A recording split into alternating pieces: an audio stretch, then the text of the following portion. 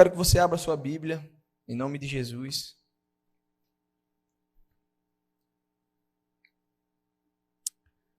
A carta de Timóteo.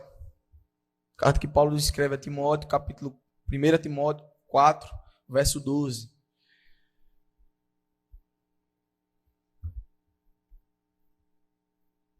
Primeira Timóteo 4, verso 12.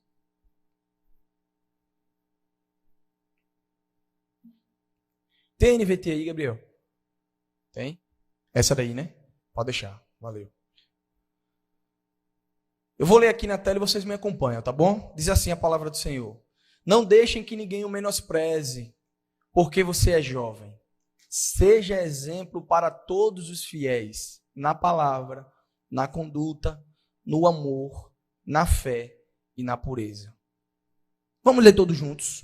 Só o 12, por gentileza. Todos juntos, 1, 2, 3 e...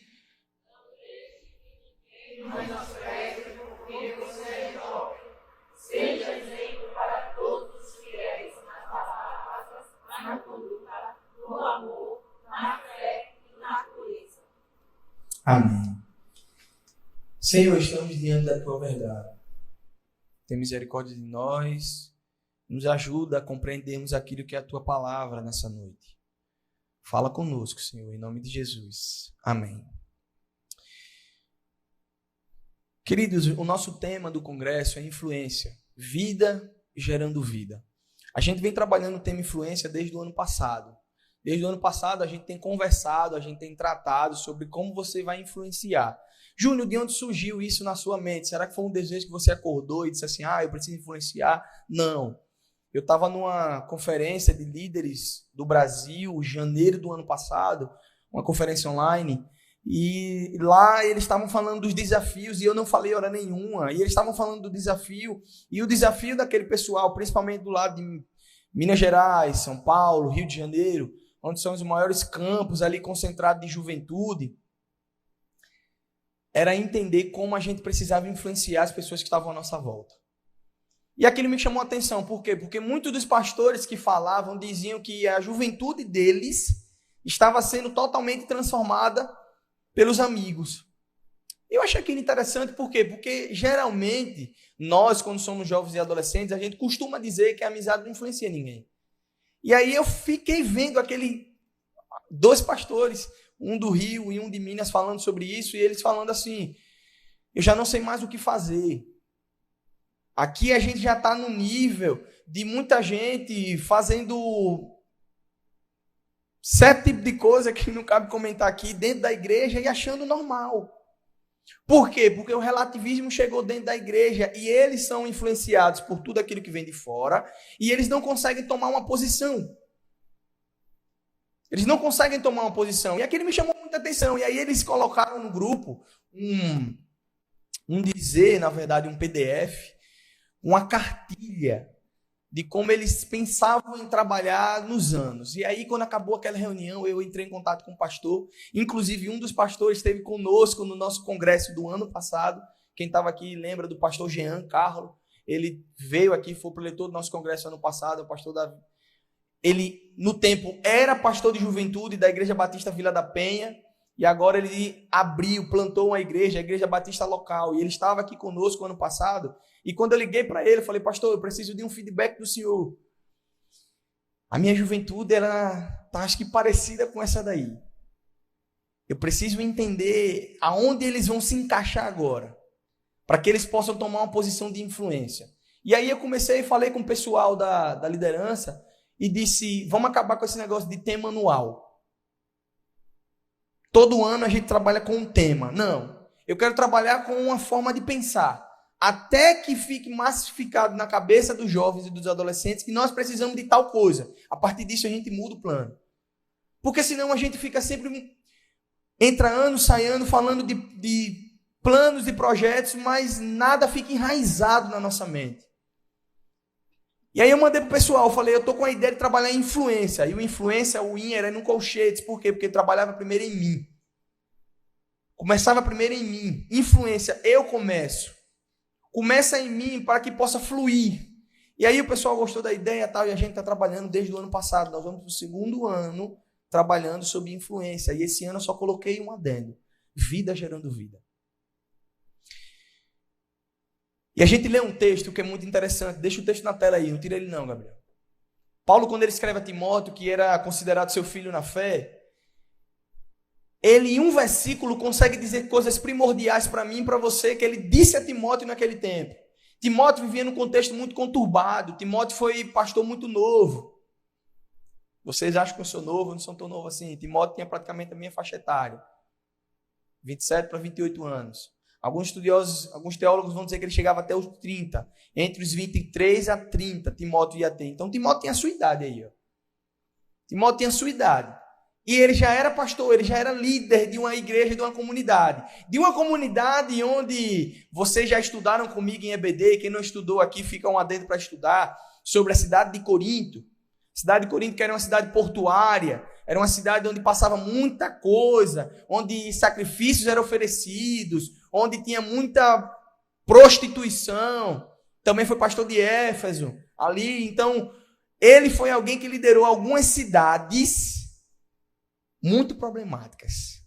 Isso eu posso dizer para vocês, cidade totalmente pornográfica.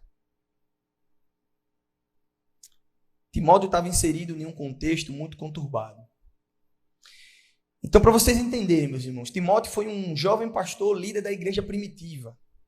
Lembra da igreja primitiva que vocês falam? Timóteo foi um dos líderes. Muito provavelmente ele nasceu em Listra, uma província romana da Galácia. Juntamente com Derbe, essa província é designada lá em Atos 14:6 como as cidades licaônicas. Paulo está passando de viagem e conhece esse cidadão, bem novo, na sua primeira viagem missionária. Provavelmente Timóteo ainda era mais novo ainda. E ele passa, conhece sua família e segue viagem. O pai de Timóteo era grego, porém sua mãe Eunice e sua avó Lóida eram judias. Provavelmente elas se converteram durante a primeira passagem de Paulo por Listra e Derbe. Ou seja, Paulo passa por aquela região, evangeliza a família e vai embora. Mas deixa o legado. Gravem só isso aqui. Eu peço que vocês prestem bastante atenção para vocês entenderem onde nós vamos chegar nessa noite. Paulo passa, deixa o legado, vai embora. Na segunda viagem missionária de Paulo, quando ele volta à região licaônica, o apóstolo Paulo fica impressionado com o desenvolvimento de Timóteo e resolve levá-lo consigo. Paulo passa, e aí ele evangeliza uma família onde tinha um adolescente. Ele tinha um adolescente. E esse adolescente ele vai crescendo, ele vai se aperfeiçoando na graça e no poder de Deus. E Paulo volta na segunda viagem e fica encantado com Timóteo. A primeira pergunta que eu faço para vocês, meus irmãos, tem gente aqui que praticamente, como diz o ditado, nasceu na igreja. Pergunta para você, que tipo de legado você tem deixado, mesmo com a sua pouca idade?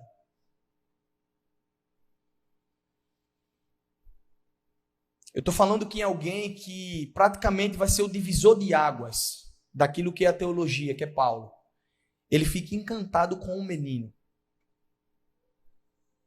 Se vocês lerem os evangelhos, vocês vão ver que a um determinado tempo, Paulo teve uma divergência ali com Silas, e ele deixa João Marcos para trás. E alguns estudiosos vão dizer que quando João Marcos fica, quem assume é Timóteo. Ali começava uma parceria que resultou em grandes frutos para a igreja primitiva. O legado desses dois homens de Deus serve de exemplo para mim e para você até hoje. Timóteo foi muito bem instruído espiritualmente por sua mãe e por sua avó. No livro de Atos dos Apóstolos, podemos perceber como ele era tão querido, não só pelos membros da igreja. E aqui tem alguns pais hoje, que já tem muito tempo de pai, alguns mais novos de pai. Eu acho que deve ser o mais novo aqui, que deve ser pai.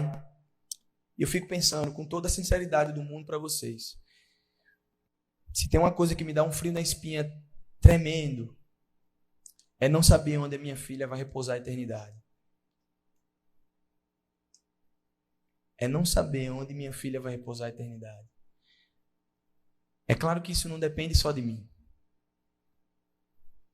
Mas eu sou o principal canal de bênção de Deus na vida dela. E aqui a gente viu Lóide e Eunice, a mãe e a avó de Timóteo, ensinando ele da maneira correta, e Timóteo sendo um homem, instrumento nas mãos de Deus. Alguém que Paulo olhou e disse assim, tem alguém diferente, tem algo diferente nesse jovem.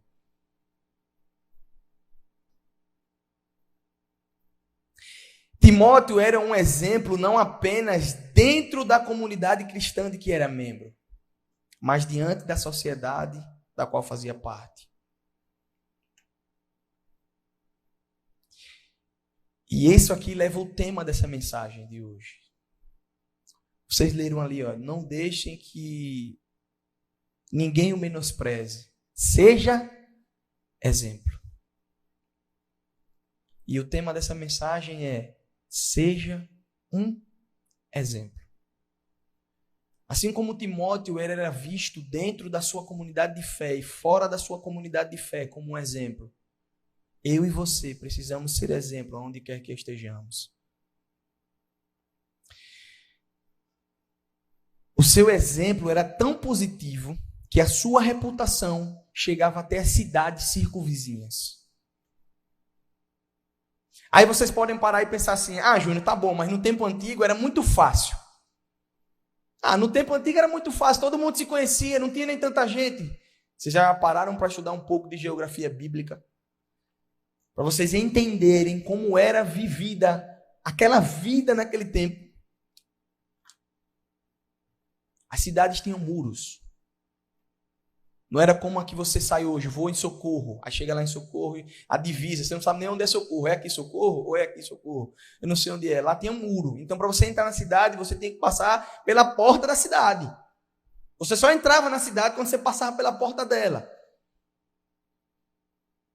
Lembra daquele povo lá, os leprosos, aquele pessoal era colocado para fora da cidade, porque era considerado gente impura. Então veja o contexto que esse homem vive, que esse jovem vive. E ele consegue, com sua reputação, com seu exemplo, fazer com que pessoas de outras cidades vejam nele alguém que pudesse ser uma influência. Essa conduta de Timóteo, essa conduta exemplar, ela não foi construída de uma hora para outra. Foi resultado de uma grande aprendizagem que começou quando ele ainda era muito novo. E o apóstolo Paulo vai escrever em 2 Timóteo 3, verso 14 e 15, ele diz: Tu, porém, permanece naquilo que aprendeste e de que foste inteiramente instruído, sabendo de que quem tens aprendido e que desde a tua meninice sabes as sagradas escrituras, que podem fazer-te sábio para a salvação, pela fé que é em Cristo Jesus. Os ensinamentos de seus pais para vocês, eles não ficaram no meio do caminho. O legado que você tem no seu coração até hoje, fruto daquela construção de vida de igreja, não ficou para trás. Tem algo dentro do seu coração aí agora, nesse momento, queimando. E eu tenho certeza que quando você está em casa também queima. Só que às vezes nós lutamos contra aquilo que é realmente maior que nós. Só que a graça do Senhor, ela é uma graça que está acima daquilo que é a sua vontade. Obviamente que o Senhor respeita, mas a graça do Senhor é tremenda, é maravilhosa.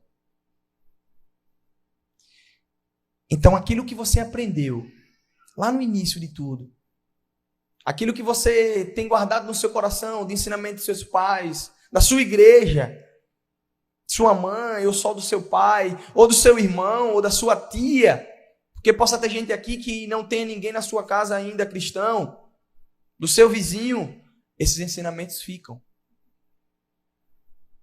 Esses ensinamentos ficam.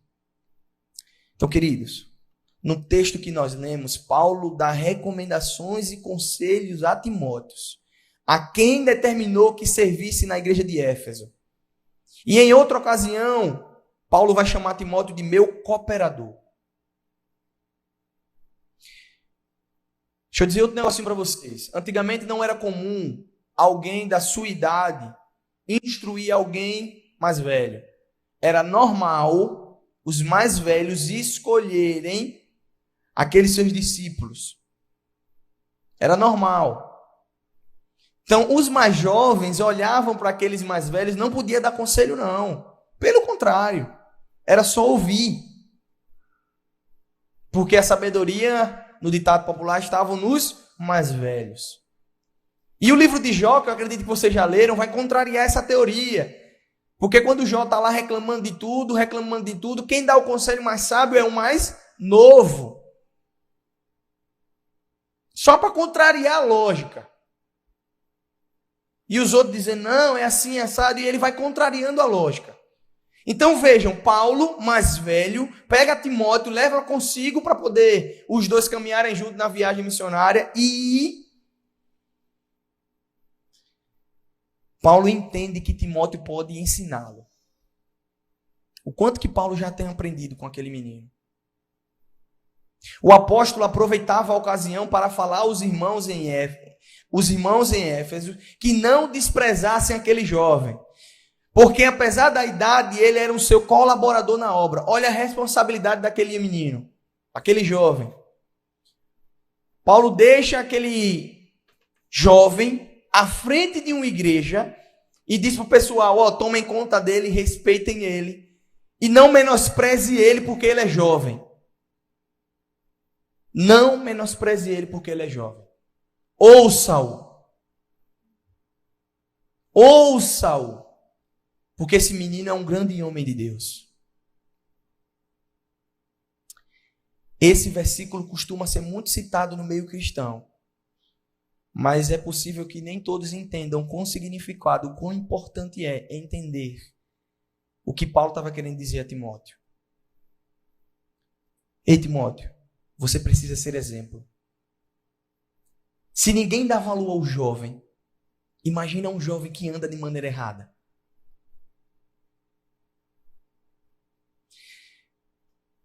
Então, queridos, o versículo que nós lemos, Paulo, quando ele escreve, ele não se limita a não desprezar a mocidade. Não deixe que ninguém o menospreze. E esse menosprezar aqui não tem nada a ver com humilhar você. Tem a ver com você se posicionar, com você ser influência. Esse jovem, ele precisa dar um lastro, ou seja, precisa ter uma vida modelo. Paulo estava dizendo assim para Timóteo, em outras palavras, Timóteo, você precisa ser um modelo para essa comunidade de fé. Porque se você não for um modelo para essa comunidade de fé, você não vai poder pregar de maneira coerente com aquilo que você diz que está vivendo. Então você precisa ser um modelo. E aí ele escreve algumas coisas. Paulo aponta pelo menos 5 áreas onde Timóteo deveria ser exemplo que se aplica a mim e a você. E é por isso que eu quero que você preste bastante atenção nessa noite. A primeira área que Paulo vai escrever a Timóteo, e também deixa para mim e para você, é que nós precisamos ser exemplo na palavra. Seja exemplo na palavra. Ser um exemplo na sua forma de falar. Rejeitar conversas tolas, fúteis e inconvenientes. Zelar por um bom nome de cristão. Ter uma conversa agradável e edificante. Interessante que Paulo aqui, quando ele fala sobre a palavra, ele não está dizendo que, Timóteo, você precisa pegar a Bíblia e ler ela, não. Porque talvez isso já seria um hábito, já fosse um hábito na vida de Timóteo. Ele está falando do seu linguajar. Daquilo que sai da boca de Timóteo. Eu não sei você, mas ontem teve o culto aqui, o culto de quinta-feira, o chamado culto da família aqui na igreja. E eu também trouxe a palavra e falei sobre o domínio da língua. E eu não sei vocês, mas tem sido um tempo muito difícil. onde pessoas acham que falando tudo vão ser exemplo, quando na verdade a melhor hora de falar é o silêncio. E você às vezes diz o que não quer, você às vezes ouve o que não quer, e aquilo magoa de uma tal forma que tem gente aqui sentado nessa noite, magoado com alguém da igreja, com o seu pastor, com o seu amigo, porque poderia ficar calado, mas não ficou. E aí Paulo vai escrever a Timóteo e vai dizer assim: Timóteo, seja exemplo na palavra. Tempos difíceis nós estamos vivendo. Tempos que você, ao invés de, mesmo não concordando com a opinião alheia, mesmo não concordando com a visão do irmão, eu não chego para ele e digo assim: meu irmão, eu te entendo. Eu não concordo com você. Não concordo, mas eu te entendo. Não. Eu vou lá e ofendo. Eu magoo. Eu, como diz Tiago, capítulo 3, que você vai ler do 1 ao 12, Tiago falando sobre o domínio da língua, ele diz que você usa a sua língua como chama de fogo. E Tiago é um paralelo que ele faz, porque ele pega a língua e trata da mesma forma que o fogo no inferno. Veja que poder você tem com as suas palavras. Tiago acaba seu texto em Tiago capítulo 3, ali no verso 11 e 12, dizendo assim: não pode de uma fonte sair água doce e amarga. Não pode alguém produzir frutos bons e frutos ruins. Não pode. E o próprio Jesus, quando ele é indagado quanto a isso, ele diz: tá, quem já disse que um reino dividido pode existir? Queridos, não pode. A sua boca, as suas palavras, elas devem servir como um canal de bênção. É por isso que Timóteo está dizendo para você: ei, você quer influenciar? Paulo escrevendo a Timóteo está dizendo: você quer influenciar? Cuidado com aquilo que sai da sua boca. Cuidado com aquilo que sai da sua boca. E aí a minha pergunta para você é: quanto você tem ferido alguém com as suas palavras? Quantos aqui nessa noite ainda não está ofendido pela palavra de alguém aqui da igreja? Semana retrasada, eu tive que lidar com um caso um pouco complicado. E eu ouvi de alguém dizendo assim, eu estava cuidando de uma pessoa, e alguém chegou de fora e disse assim: fulano já disse a fulano que ele não é mais bem-vindo na igreja. Eu disse: quem é fulano? Me apresente fulano. Eu preciso saber quem é fulano, para saber o que é que fulano pensa primeiro da primeira igreja. Porque se ele disse por conta própria. Ele não disse por mim, ele não disse, acredito, com Paulo Sérgio, ele não disse pela liderança, ele não disse pela igreja. Mas eu já tenho ouvido realmente pessoas falando algumas coisas que afastam outros daquilo que é o convívio de comunhão. E quantos aqui já não foi magoado dessa forma? Quantos aqui já não frequentava mais a EBD e alguém chegou e disse assim: ah, você ainda é crente, você ainda vai para a EBD? E você tem que dar um sorrisinho amarelo para a pessoa. Oi. Gente, isso é sério. Isso é sério porque quando o apóstolo Paulo escreve a Timóteo falando sobre essas palavras, eu e você precisamos ter prudência. E se eu quero influenciar vocês, se vocês me influenciar, nós precisamos entender que aquilo que sai da nossa boca tem poder de transformar e libertar. Então, a primeira área que Paulo escreve a Timóteo e se aplica a mim e a você é: cuidado com as suas palavras. A segunda área que Timóteo vai falar, ou que Paulo vai escrever a Timóteo, é sobre a conduta. Conduta. Conduta nada mais é do que ser um modelo. Cuidar do seu estilo de vida. Cuidar dos seus relacionamentos, seus negócios, suas decisões, seu modo de vestir, suas escolhas, o uso do seu tempo, do seu lazer, de suas leituras, de sua saúde. Tudo isso define a sua conduta. O interessante é que eu estou numa geração aqui olhando para cada um de vocês e entendo que é uma geração muito fast food. Como diz, é tudo muito rápido. É geração micro-ondas. Ninguém quer esperar nada. É 30 segundos no botão e está tudo pronto. Está tudo pronto. É só 30 segundos, gente. Micro-ondas está lá pronto. E o que eu mais me pego nisso é que quando veio a pandemia só veio para que ficasse mais latente alguma coisa no seio da igreja. O quê? O leite espiritual.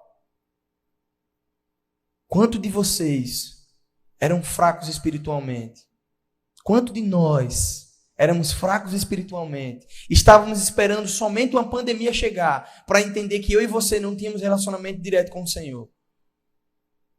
E aí todo mundo ficou em casa para dizer o seguinte, não era tempo, todo mundo tem tempo, e agora? E eu tenho certeza que muitos daqui ainda não conseguiram fazer pelo menos uma devocional completa.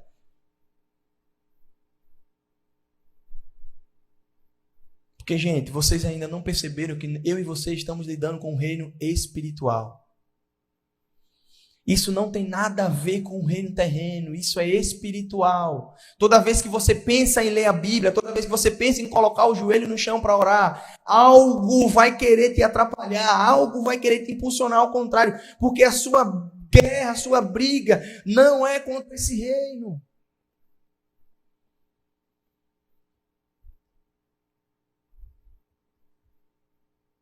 Mas só que, eu vou à igreja.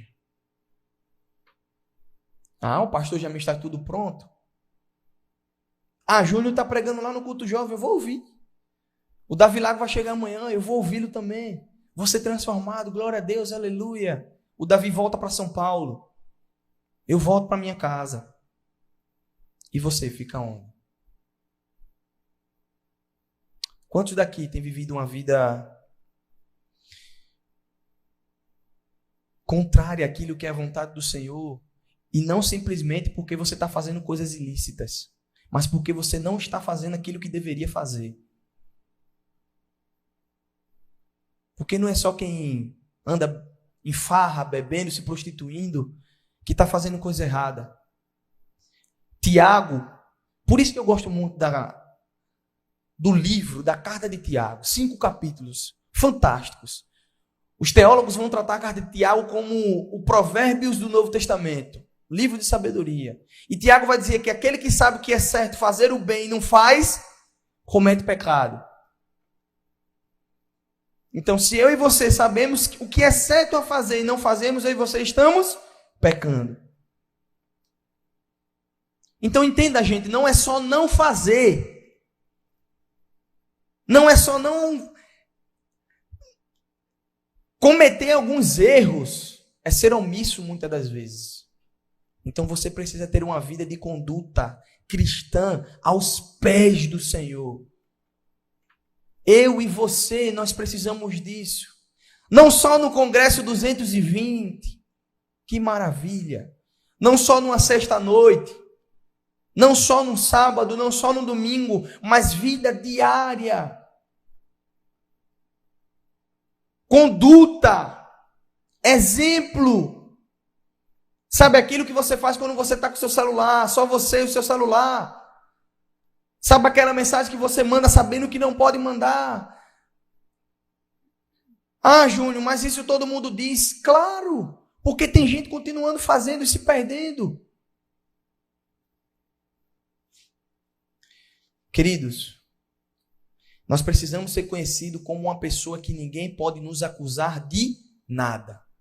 Aí alguém pode pensar assim, dizer assim, Júnior, mas isso aí é bater no peito e inflamar o ego. E dizer assim, não, todo mundo erra.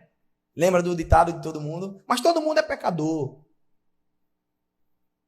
Mas todo mundo erra. Queridos, a questão aqui não está simplesmente no erro. Essa vida ilibada que você tem que ter não é para que ninguém olhe para você e diga assim, caramba, aquele cara ali está no céu. Não. É para que você possa se olhar para dentro de si mesmo e entender assim, eu preciso melhorar a cada dia, nunca está bom, mas esse não está bom não é como eu pergunto a algumas pessoas que sempre tem aquele ar de, eu ainda preciso de alguma coisa. Não, não é isso. É você entender que você não é bom, não é por causa de você, porque quem habita em você é que é bom. Mas eu e você, nós precisamos buscar a cada dia essa conduta ilibada diante do Senhor, para que Ele olhe para dentro de nós, do nosso coração, do nosso íntimo e diga, eis que existe um homem, uma mulher valorosa. Davi peca, Davi faz uma das coisas mais estarrecedoras da minha visão, biblicamente falando. Mas ele se quebra diante do Senhor depois de cometer o mesmo erro. Ele se rasga diante do Senhor e o Senhor olha para ele e diz, esse é um homem segundo o meu coração. Porque Davi entendia que mesmo diante do erro cometido, ele tinha alguém que podia voltar e perdoava o pecado dele. Então, queridos, eu e você, nós precisamos ter uma conduta de verdadeiro cristão. Como é bom olhar para alguns rostos aqui nessa noite, olhar para algumas pessoas aqui nessa noite e ver que se vocês estão aqui hoje, é porque vocês são resposta de oração. Vocês não têm ideia de quanto a gente orou por esse congresso. Vocês não têm ideia do quanto eu tenho orado pela vida de algum de vocês, mesmo sem vocês saberem.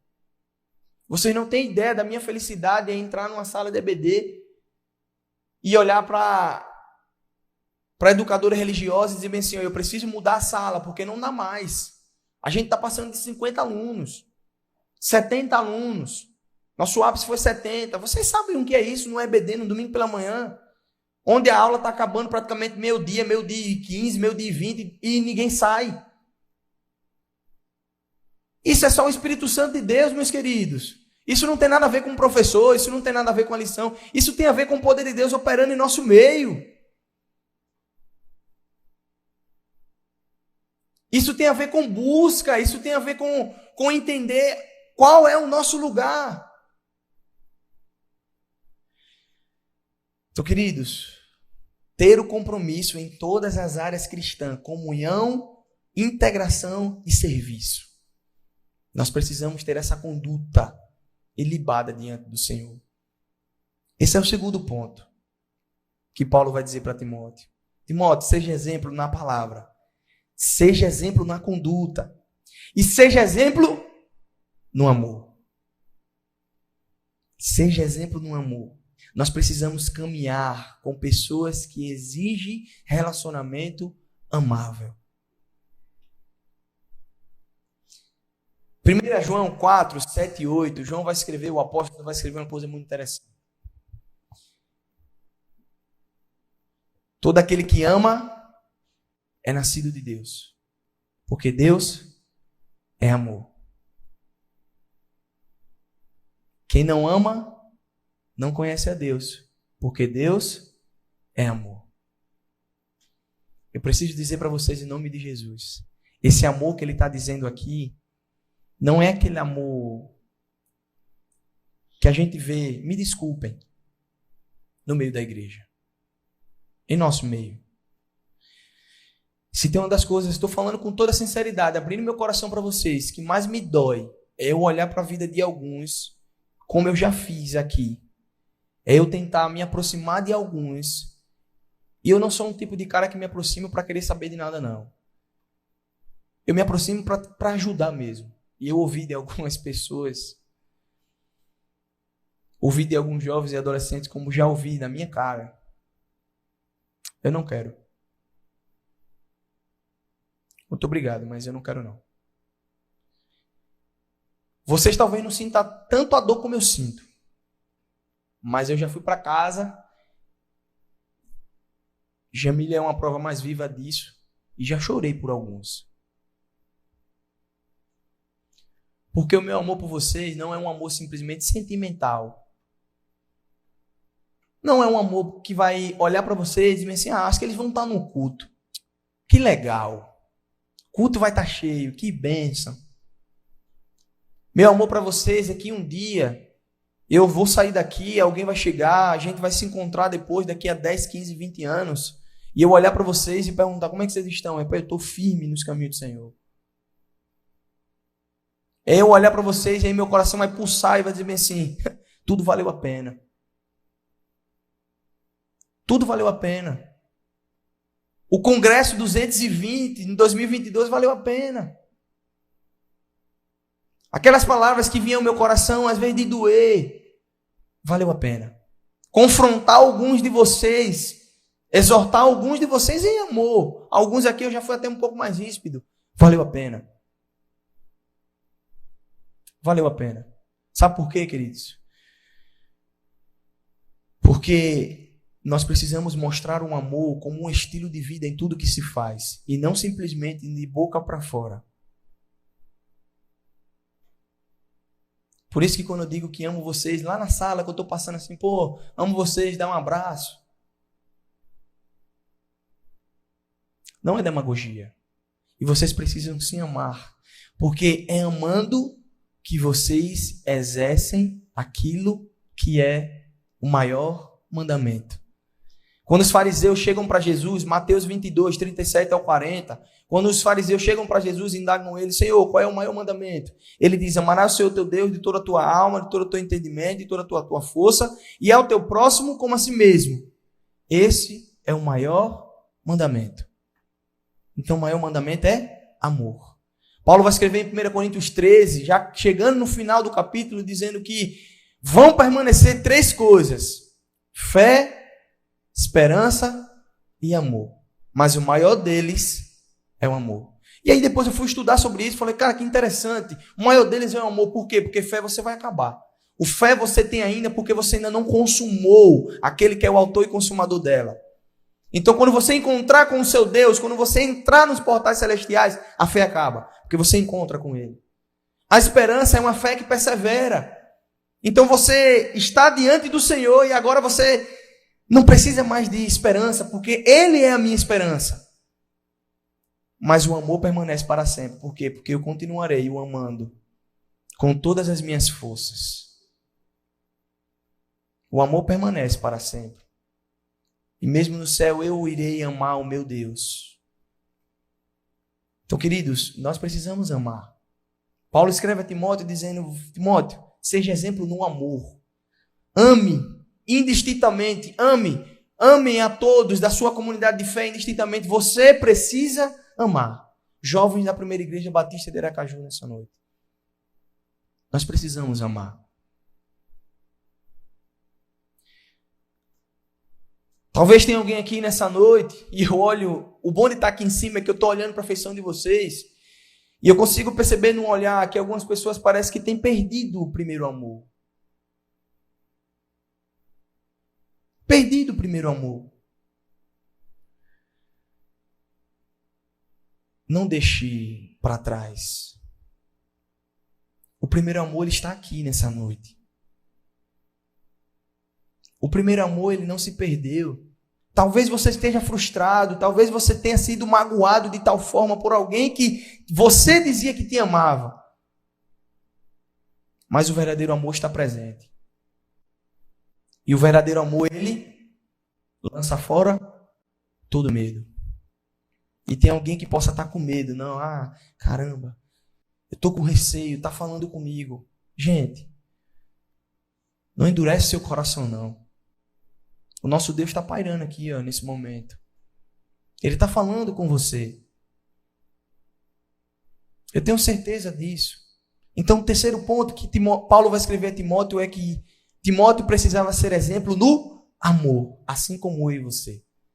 A quarta área que Paulo vai escrever a Timóteo, para Timóteo ser exemplo, é na fé. Timóteo, seja exemplo na fé.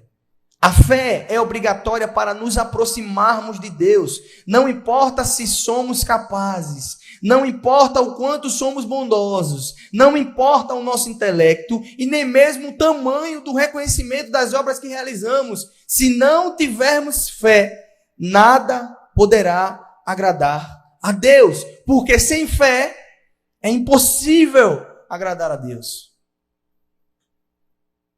O autor aos Hebreus, que é anônimo, ele vai escrever a sua carta, o seu livro. E ele escreve um capítulo para tratar de heróis da fé. Hebreus 11. E ele sai narrando um a um. Abraão, Moisés, Raabe, tal. Ele sai narrando. Interessante disso tudo é que todas aquelas pessoas que são listadas em Hebreus 11 foram pessoas que de alguma forma tiveram um pecado esdrúxulo. Podem olhar. Não teve ninguém perfeito, não teve ninguém santo. Mas em contrapartida, foram pessoas que, ao reconhecerem o erro, entenderam em quem eles precisavam depositar a sua fé. Porque, como bem pregou o pastor Paulo ano passado, se eu não estou enganado, foi ano retrasado, falando sobre fé. Ninguém nasce com fé. A fé é dada por Deus. E existe a fé. A fé é o quê? Fé tem qualquer coisa. Eu, por jogar futebol, agora não mais, nem brinco mais. Mas há um tempo, jogando, tem a famosa oração antes do jogo. Ninguém entende nada muitas das vezes, porque meu amigo é tão corrido que às vezes eu nem orava, eu só fechava o olho. Eu lembro de um treinador que olhava para mim, às vezes ele dizia assim, você nem de guerra grita, né? Você está olhando muito para mim, meu irmão, deixa eu em paz. Porque na hora de eu baixar a cabeça e era uma gritaria só, Deus nos acuda. Até que um dia aconteceu algo estranho, eu estava jogando um campeonato em Recife. E aí antes da oração, alguém virou para mim e falou bem assim, antes da gente orar, antes da gente fazer a nossa oração, o Tijuca vai orar agora. Vou. Foi que nem aqui a Natália me apresentando. Não estava nada do script. Mas quando eles vão orar, vou. Aí eu orei, depois da oração, vocês que não sabem, a gente ora Pai Nosso e depois reza o Ave Maria. E aí tem outros que rezam o que vocês pensaram aí, estão rezando. Então, eles têm fé em alguma coisa. Alguma coisa eles vão ter fé. E eu lembro que uma vez era tão automático que eu me lembro que quando eu era mais novo eu me peguei rezando. Emendei e rezei. Aí quando eu rezei eu acabei, puxa, foi o que eu fiz. Aí deixei para lá e depois eu fiquei matutando. Gente, se eles fazem isso, e olha que eu tive um treinador muito religioso. Eu tive um treinador na minha vida que ele era muito religioso. Ele não fazia nada se não fosse antes de rezar. Qualquer concentraçãozinha era reza, a vela, negócio, era todo ritual. A minha pergunta, depois que eu falei para... Aí depois de um tempo eu não rezava mais, não orava mais. O que é que eu fazia? Eu orava para mim mesmo. A minha pedido para Deus não era nem para mudar o resultado do jogo. Porque às vezes o cara pensa, para que você ora? Será que Deus vai botar 1-0 e vai botar 2-1? Ninguém ora para isso não, gente. Certo? Que se não fizer o gol, é 0-0. Deus não vai botar a bola para dentro não. A gente orava, na verdade a minha oração era para que ninguém saísse machucado. Era o meu pedido. Senhor, faz com que ninguém saia machucado. Nem na nossa equipe, nem na equipe de lá. Às vezes isso não acontecia não. Mas às vezes acontecia. Mas sabe como uma vez me pegou a atenção, gente? Se eles têm fé para pedir alguma coisa em alguém que não responde, porque eu e você não temos fé para pedir aquele que realmente é o nosso íntimo, o nosso próximo. Porque você não entende que você serve a um Deus que você pode pedir qualquer coisa e Ele irá conceder a você mediante a vontade dEle. Você tem que ser exemplo e não deixar ser influenciado. E já diz o famoso pastor Hernando Dias Lopes que nós precisávamos ter um casamento. A ortodoxia dos católicos, como eles são firmes naquilo ali, o fervor, às vezes, dos pentecostais e os estudos ali equilibrados entre batista e presbiteriano. Seríamos a gangorra ideal, né? Mas nós precisamos exercer a nossa fé. Porque cada vez que a nossa fé é provada, é que nós temos a chance de crescer um pouco mais. Então, se você não tem a sua fé provada, como você quer crescer diante do Senhor? Tem alguém que você precisa depositar essa fé. E esse alguém não é alguém terreno.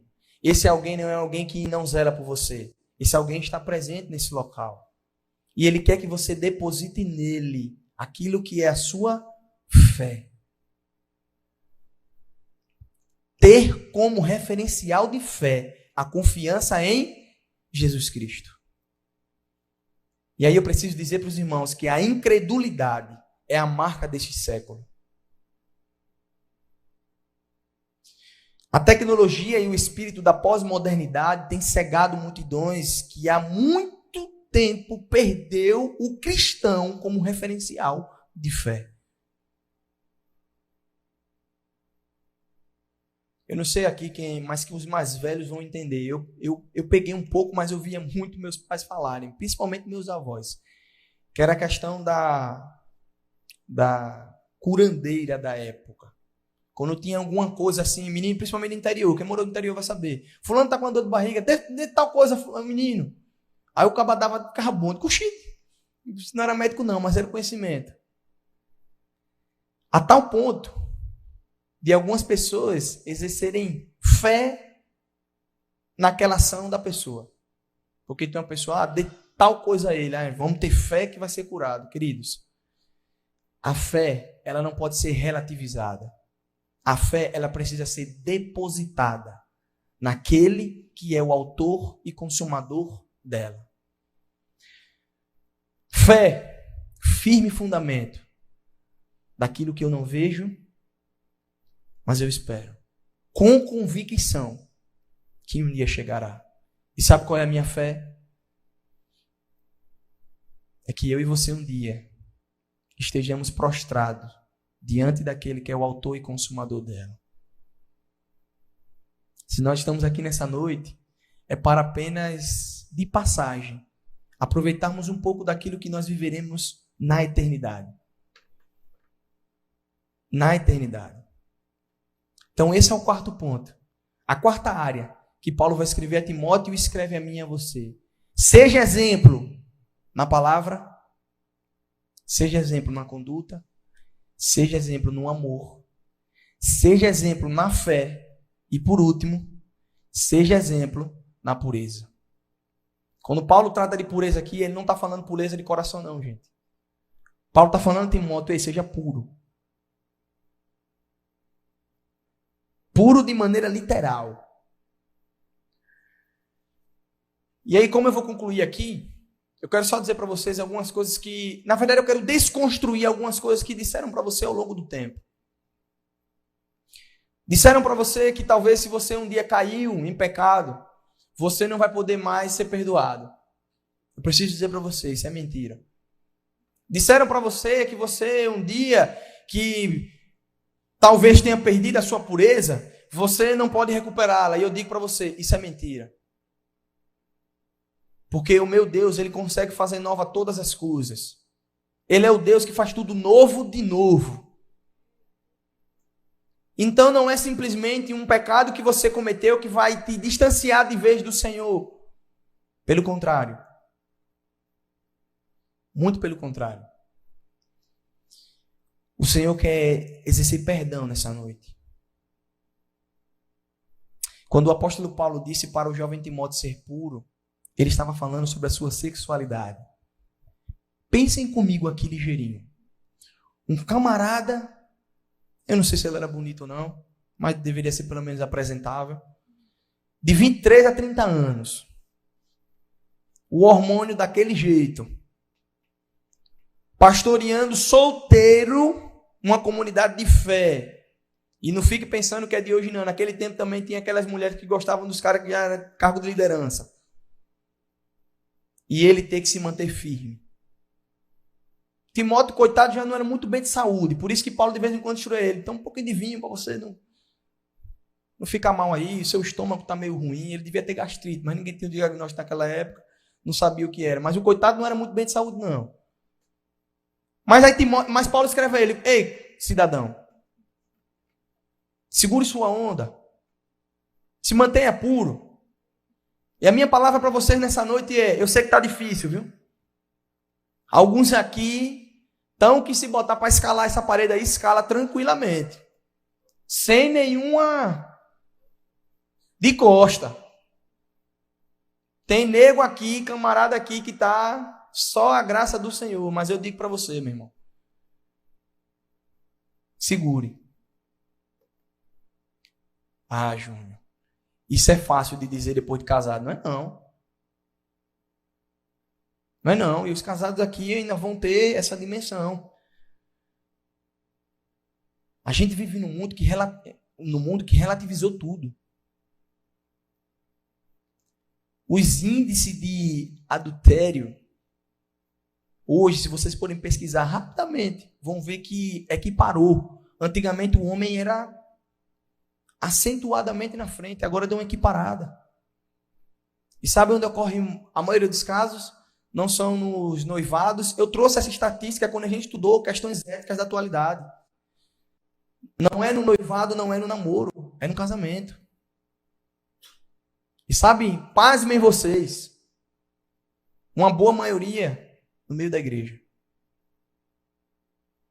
Uma boa maioria no meio da igreja. E a pureza, quando estamos falando da área sexual, ela não está ligada a você ser homem ou você ser mulher. Está ligada ao seu coração.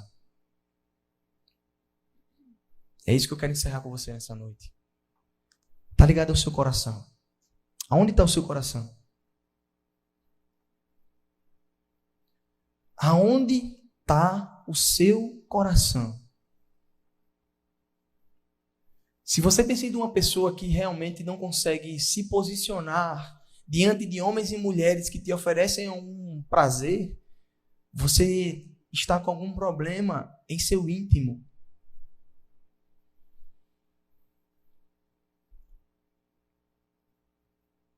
Nós precisamos rejeitar a imoralidade.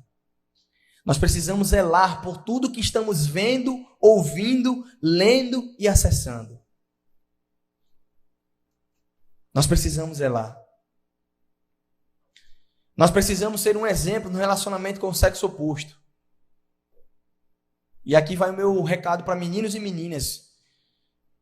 Você não só se relaciona com homem e mulher com as segundas intenções, não. Tenha zelo no seu coração. Mas também eu vou dizer o outro extremo. Você não consegue começar um relacionamento com quem é seu inimigo. Se namora com um amigo. Constrói vida e família com um amigo. Você não casa com um desconhecido. É utopia você encontrar alguém na esquina ali agora e dizer assim, caramba, vou casar com aquele. Já ouvi alguns relatos. Mas isso é utopia, gente. Você casa com seu melhor amigo, porque é quem você vai dividir tristezas, alegrias, e vocês não têm ideia do que vocês vão enfrentar. Vocês não têm ideia do quão vulnerável vocês ficam dentro de um casamento. Que se um não tiver o outro, pela graça de Deus, vocês vão ver o quão perrengue vocês passam. Por isso que meninos e meninas, se mantenham puros agora. Se deem liberdade em Cristo para vocês conhecerem pessoas que te coloquem no caminho dele. É de uma amizade que nasce um relacionamento verdadeiro.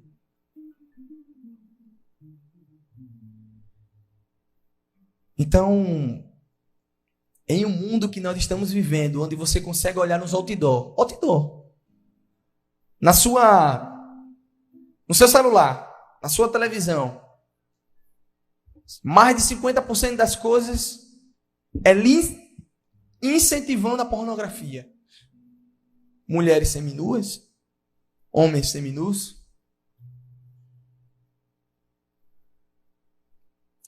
Hoje, talvez os pais daqui, os mais que têm os filhos mais novos, e às vezes os pais até mais antigos, né, que não tinham tanta tecnologia, vê que como era difícil. Porque hoje em dia a criança abre alguma coisa, já aparece lá uma imagem mostrando uma publicidade. Se você não correr para aquilo, já foi. Já ficou. Essa semana eu vi um vídeo de um pastor falando de uma música aí agora atual que tinha uma criança no meio dançando. Ah, que legal. Uma criança dançando uma música totalmente pornográfica. totalmente pornográfica. Vocês vejam que lá fora não brinca de nos influenciar. O mundo não brinca de bombardear vocês com informações e vocês brincam de receber essas informações. Vocês acham que tem pessoas que deveriam estar aqui e não estão, já saíram, se desviaram, se afastaram, porque simplesmente quiseram. Elas foram influenciadas. E eu e você não podemos fazer nada. Até então. Porque hoje nós podemos fazer. Podemos chegar e dizer assim: eu amo você. Eu quero que você caminhe comigo. Lado a lado. E nós juntos vamos ser influenciados uns pelos outros. Gente, o mundo não brinca. Pais, o mundo não está brincando com seus filhos. Adolescentes, a escola, seus amigos não estão brincando com você. Jovem, já passou do tempo de você despertar. Já passou do tempo de você despertar.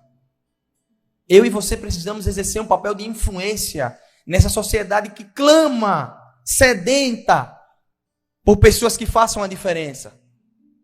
Talvez você diga que é cristão e hoje em dia a pessoa vai dizer: ah, eu sou cristão. Até o cara dá paz do Senhor para você: sou cristão, paz do Senhor.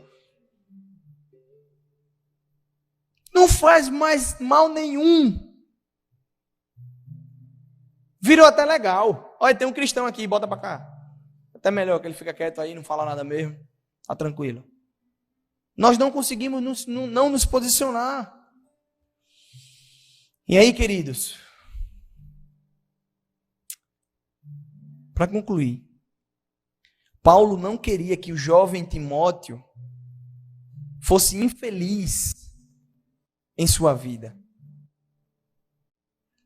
Paulo não queria que Timóteo fosse impedido de ser eficiente na pregação da palavra. Gravem bem isso, ó, essa noite, gravem bem isso. O que faz de um servo de Deus um bom ministro não é a sua idade, não é a sua formação teológica, não é simplesmente os anos de igreja, mas sim a fidelidade de Deus encontrada em sua vida através da palavra.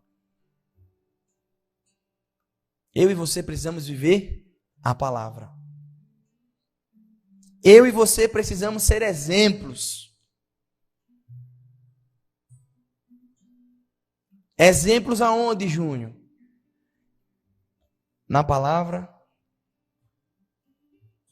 na conduta, no amor, na fé e na pureza. Eu quero orar por você nessa noite. Eu citei 5 áreas aqui que, se vocês pararam para analisar, são áreas que falam diretamente com você. Não teve nenhuma área, isso foi de propósito, que falasse de uma maneira secundária. Não, todas as áreas falam diretamente com você. Aquilo que você fala, a forma como você age, a forma como você ama, como você exerce a sua fé e como você tem se tornado puro, tem se mantido puro diante do Senhor. Ah, Júnior, mas talvez a pureza seja o meu calcanhar de Aquiles. Eu quero orar por você. Talvez a minha fé esteja balanceada. Talvez eu não tenha vivido de uma forma que deveria viver. A minha fé tem fracassado. Eu lembro de um aconselhamento que eu fiz há um tempo atrás, de um jovem aqui da igreja perguntando: é pecado pedir para que Deus aumente a minha fé? Eu disse: não. Mas peça de verdade. Mas peça com força. Peça: Senhor, aumente minha fé a cada dia. Agora, à medida que a sua fé é aumentada, as tribulações e as provas vêm. Porque é através da sua fé aumentada que Deus manda com que algumas lutas cheguem até você. Sabe por quê? Para que a tua fé ela seja forjada no Senhor. Tem alguém aqui que está magoado. Se chateou com alguém. Tem alguém aqui que não está conseguindo amar como deveria. Tem alguém aqui que não se sente amado. Eu acho que ninguém me ama. Tem alguém aqui que ofendeu alguém com suas palavras. Tem alguém aqui que, ao invés de incentivar alguém, sempre era um passo atrás. Alguém chega para você com um projeto lindo Eu quero ser médico, eu quero ser advogado, eu quero montar o meu estabelecimento, eu quero ser pastor. E você? Rapaz, eu acho que eu não ia por aí, não. Não sei se você vai conseguir, não. Ao invés de você dizer, meu irmão, é isso aí, eu estou com você. Eu vou orar por você, eu estou junto. Quero orar por você. Quero orar para que o Senhor continue transformando aquilo que precisa ser transformado. Mas aí eu queria fazer diferente essa oração. Eu queria que você... Eu queria lhe dar um abraço. Eu sei que tem gente aqui precisando de um abraço. Eu sei que tem gente aqui que o Senhor está tocando no seu íntimo. Eu sei de gente aqui que precisa realmente de uma transformação, de uma libertação. Eu sei de alguém aqui que olhou para essas 5 áreas que foram pregadas e disse, realmente, eu preciso de ajuda. Eu preciso de ajuda. E eu quero te dar um abraço nesse momento. Eu queria que você viesse aqui à frente. Eu vou orar por você, vou dar um abraço em você. E nós vamos encerrar essa noite de oração. Eu tenho certeza que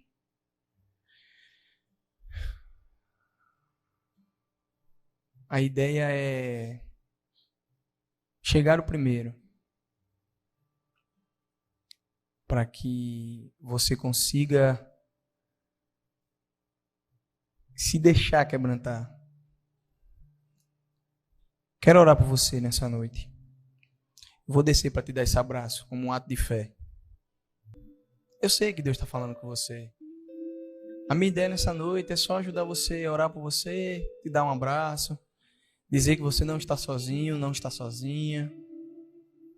Tenha certeza que o Senhor está aqui.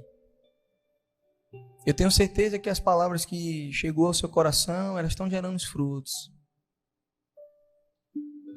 E eu quero orar por você. Antes de orar aqui, eu sei que gente ainda pode vir. Eu só queria dar um breve testemunho para vocês. Semana retrasada, eu estava um pouco reflexivo. E aí eu não sou muito de postar muita coisa no Instagram, não. Eu sou mais de repostar. E aí Fernanda estava passando por um tempo meio difícil também. E aí eu mandei uma mensagem para ela no Insta.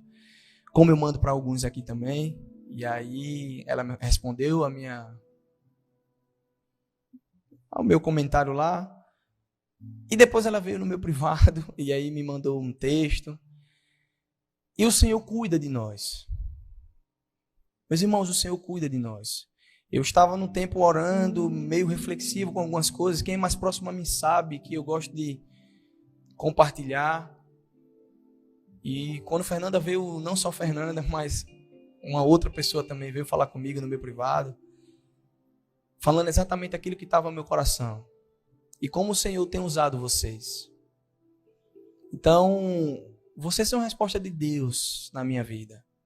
Quando eu chamo aqui na frente para poder dar um abraço, não é um mero ritual. Porque talvez eu dei um abraço aqui e teve gente realmente precisando de um abraço, porque o abraço cura. O abraço transforma. Mas é além disso, é mais que isso. É que vocês entendam que vocês não estão sozinhos. Vocês aqui não estão só. Eu sei que eu não estou só. Nós temos um ao outro. E é isso que nos rege, é isso que nos move. É isso que nós precisamos exercer influência para a vida gerar vida. Vida gerar vida.